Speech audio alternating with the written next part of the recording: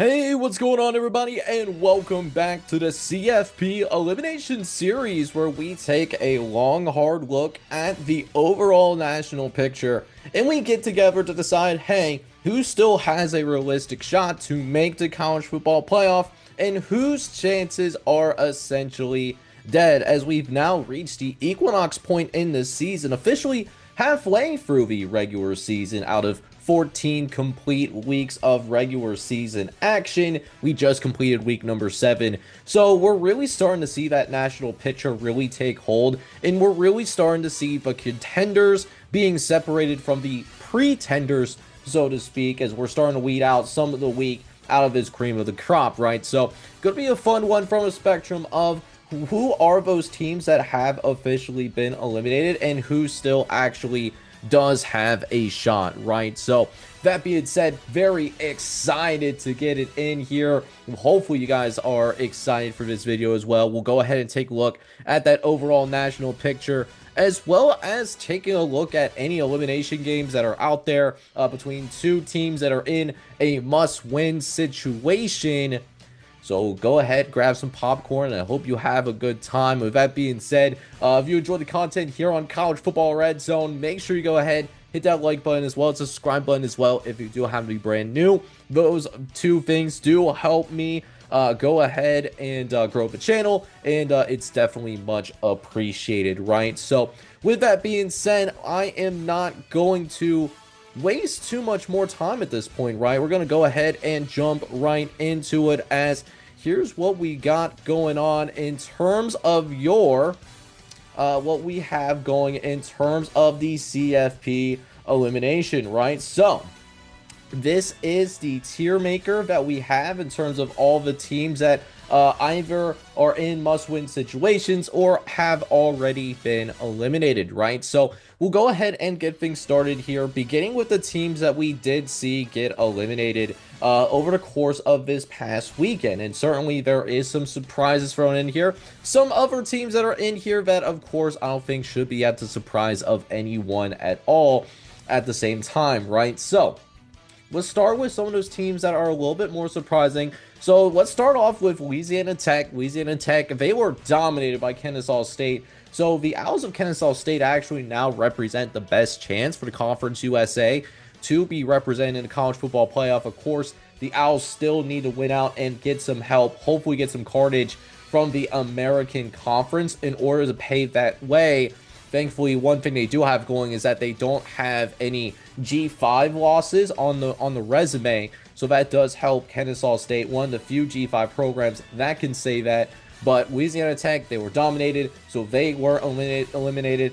East Carolina, they suffered their third loss of the year, this one to Tulane in a close one. They also already have a couple of Power 4 losses to NC State and BYU as well, so they're done. North Texas was dominated by USF. And listen, here's the thing with North Texas. If the Mean Green was able to find a way to keep it close against a team that was very close or should be ranked in the Redshirt Sports Top 25, I would still keep North Texas alive. But, you know, a borderline 30-point blowout loss is just not going to cut it. And then how about this for big surprises here? Both Fresno State and Old Dominion find themselves on this list. Fresno State getting blown out by Colorado State, who's looked anemic in this first half of the season, but now Colorado State might have found something. Fresno State being a unfortunate recipient in that matter. And then Old Dominion losing to Marshall in blowout fashion, losing, I believe, 10-48 was the final score.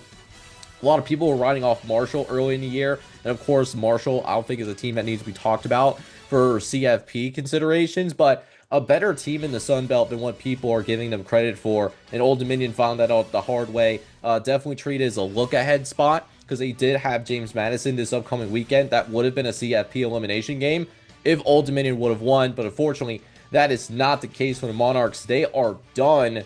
And then, of course, we do have some power conference teams that you do see on this list that are, of course, you know, they just lost too many games, right? So Wisconsin and Purdue, like, they've lost 4 games now, so they're done, and they don't have a path to the conference championship either. Same thing. Well, Arkansas does also have, I believe they only have 3 losses. One of them is to Memphis. So that really puts them behind the 8 ball. So Arkansas is going to be effectively done. Florida also with multiple losses on his resume. I believe they're at 4 losses now, one including a loss to USF.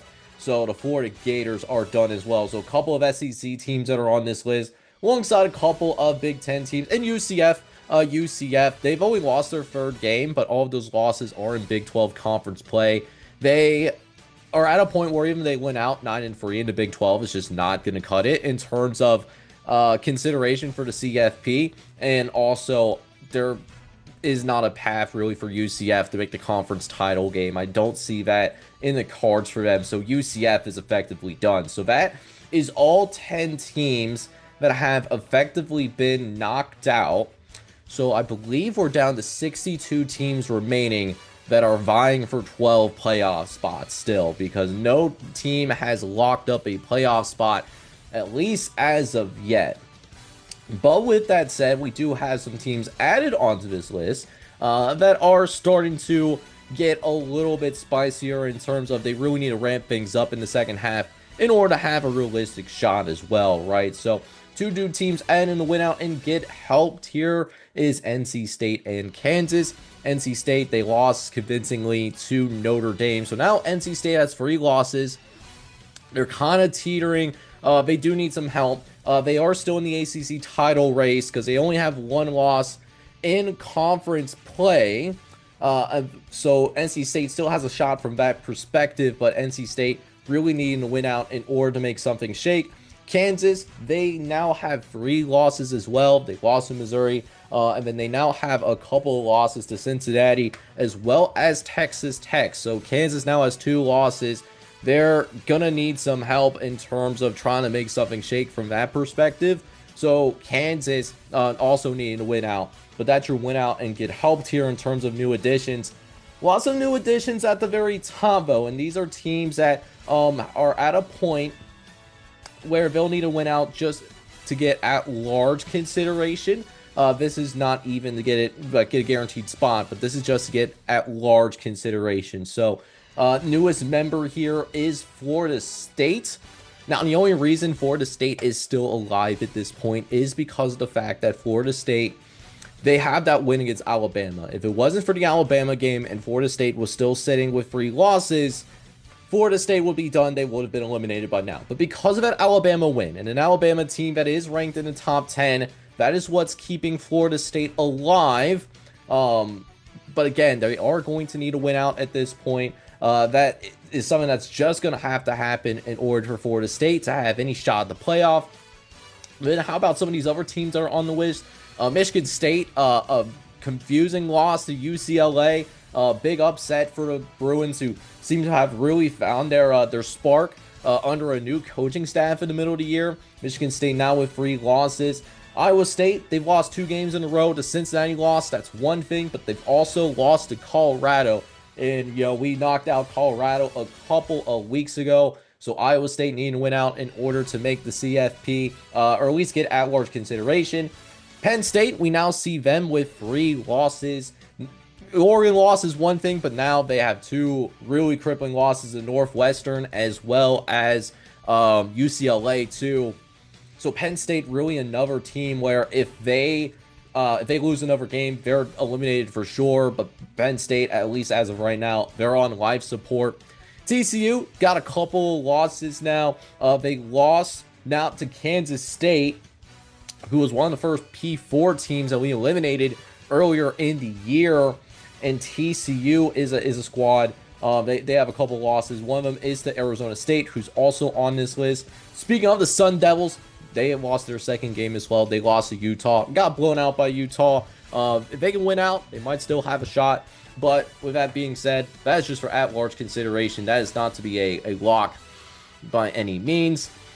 Auburn and South Carolina, they both have 3 losses, and all 3 of those losses for both teams, I believe, are in SEC play.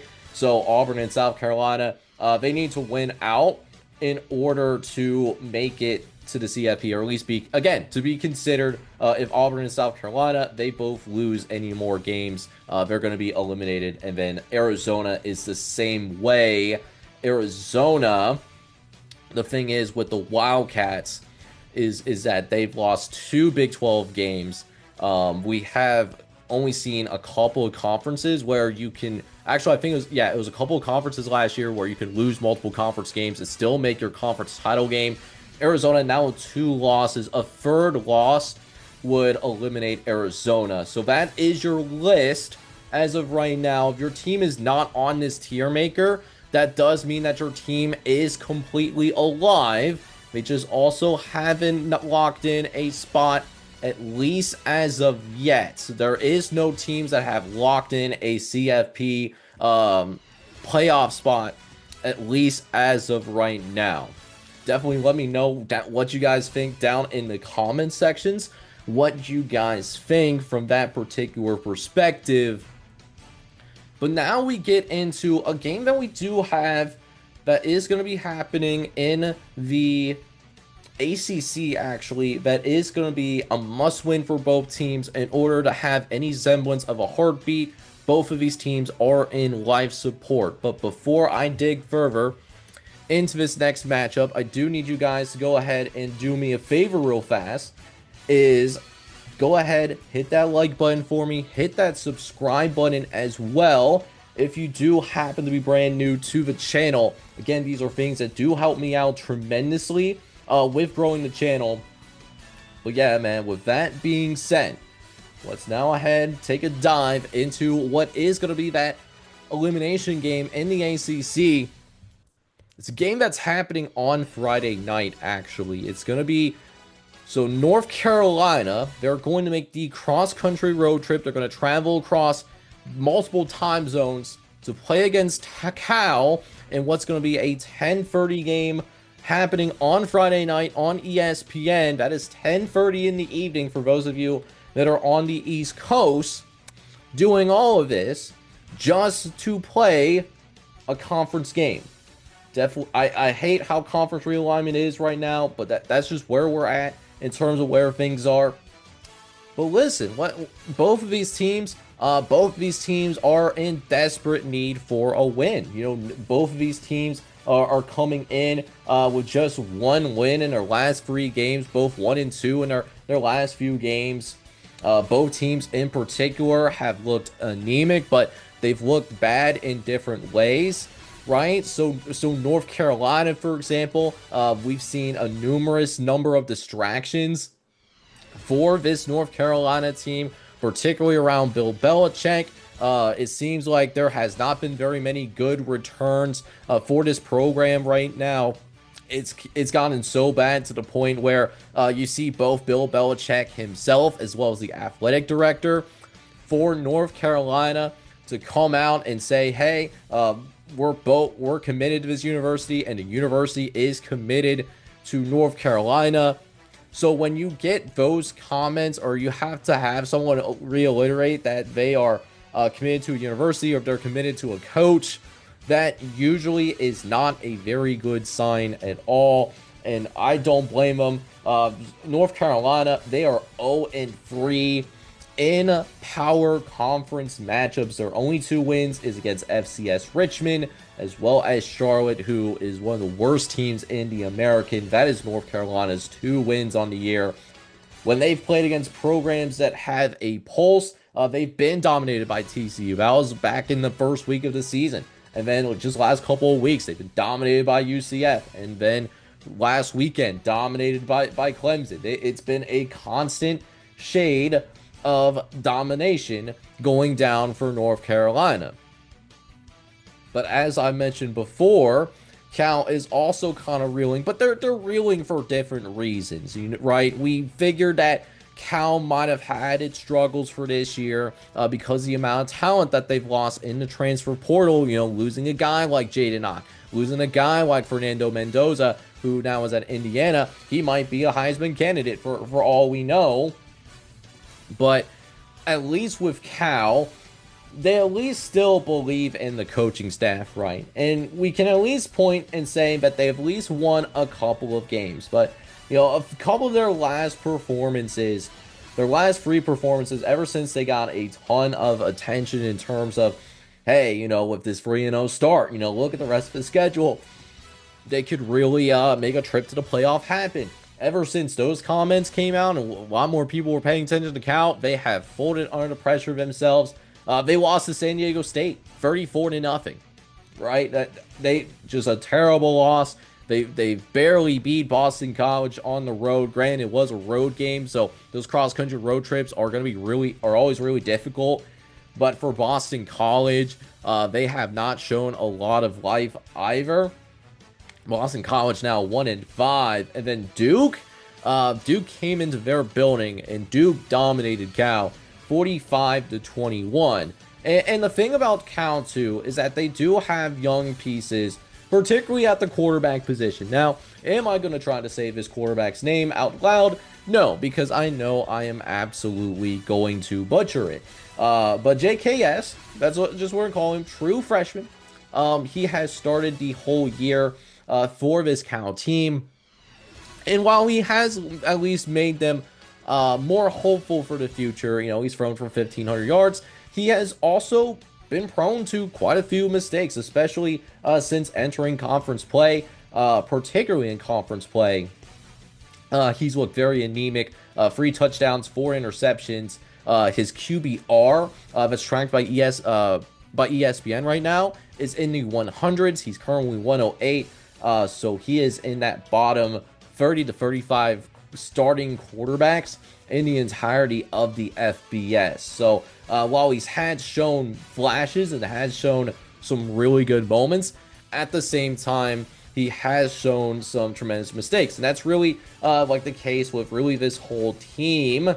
Is really I guess, a microcosm of what's going on at Cal. Like, there's pieces at Cal that if they can find a way to keep them, then there is a lot to be really hopeful for in the future, right? But at the same token, it's just because of the fact that it is a younger team, this is a team that's going to be prone to being a lot more inconsistent, and you have more variability in results, and that's what we've seen with the San Diego State result, as well as with the Duke result. You do also get some good results, like beating Minnesota by multiple scores, and I think Minnesota is not a bad team at all. I think that's actually a solid football team out there in Minneapolis, right? So, they've beaten at least one solid team out of the Big Ten, and that does really need to be mentioned.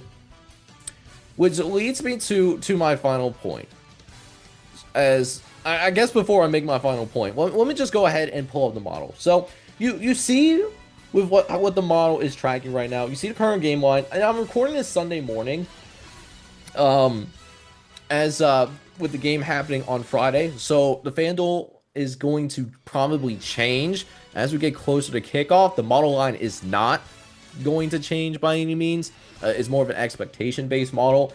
So Cal is only listed as a 1-point favorite, while North Carolina is listed as a 12.5-point underdog on FanDuel. I think even with all the distractions, if the team is still locked in, and if they still believe in Bill Belichick, if they're not giving up on him, then I think there is truly a path for North Carolina to pull this upset off.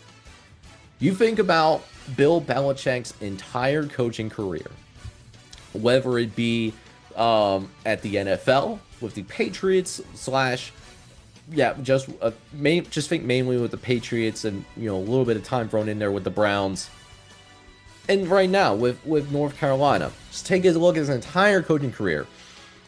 One of the best things that Bill Belichick is at is really making opposing quarterbacks that are either true freshmen or maybe they're rookies in the NFL, and really putting them in a blender. Bill Belichick is very good against those types of quarterbacks. And that's clear with what Cal has a true freshman who has had his moments and had flashes in conference play, but let's be honest, has also struggled through conference play tremendously. And it's not just with the offense and with the inconsistencies of JSC or JKS, excuse me. Defense also has had its fair share of problems as well. Really in the two of the last three games, they've given up more than 30 points. We thought the Cal defense is at least like a decent squad, which, for all intents and purposes, at least the defense was supposed to be okay. And it looked like that projection was going to hold up initially, but after what we saw in the last three games, it might be a completely different story, and we might have actually seen Cal's defense actually regress a little bit, as it turns out. So with that being said, because of the fact that Bill Belichick is going up against a true freshman quarterback, Cal has struggled tremendously defensively over the last few weeks as well. I do think that there is actually a recipe for success for North Carolina to get right. And while there's a lot of issues for both teams that are going to need to be addressed moving forward, I think that there is a path for North Carolina to actually pull this upset off, even though they're a 12.5-point underdog, almost a 2-touchdown underdog. Which means I'm actually going to go ahead. I'm going to go on a whim here. I'm not actually just going to agree with the model's assessment with this game should be a lot tighter than what it's made out to be. But I'm actually going to go so far as to say I think Bill Belichick finds a way to pull it out. They pull this upset off. They win it outright, beating Cal 30-23. Now, whether that's in the best interest of North Carolina from a program perspective in the long term, I think that's a separate conversation. And I think it will be best for North Carolina if they went in a different direction from a coaching perspective. But it will be one of those things where, at least like in the moment, North Carolina can pull this win off. And I think they will. I think they beat Cal. I think it's going to be a much closer game than the Duke matchup, though. So I'm going to roll with Cal losing. And it's going to be 30-23 in favor of the North Carolina Tar Heels.